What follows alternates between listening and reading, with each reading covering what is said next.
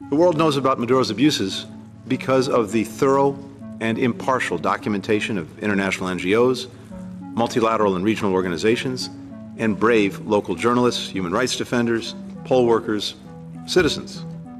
Organizations like the Carter Center, which determined that the election did not meet international standards of electoral integrity and that they could not verify the claim that Maduro won. Like the UN panel of experts, which concluded that the National Electoral Council lacked basic transparency and integrity measures. And like the Venezuelan human rights groups that have documented arbitrary arrests of more than 2,000 Venezuelans and the killing of dozens of peaceful protesters since the election.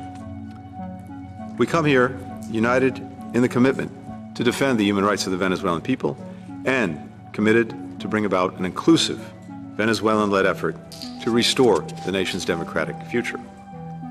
That means insisting that Maduro engage in a direct dialogue with Venezuela's united democratic opposition that leads to a peaceful return to democracy. The United States and its partners stand fully ready to support this process. Our ability to stay united in this effort is crucial.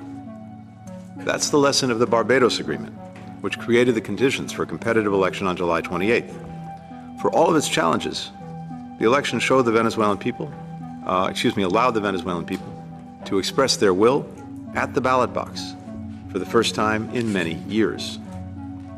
The regime may try to obscure the results, but the Venezuelan people have spoken. On September 10th, more than 40 countries, including the United States, adopted a UN Human Rights Council statement condemning the regime's widespread abuses and its erosion of the rule of law, and calling for the regime to end its repression.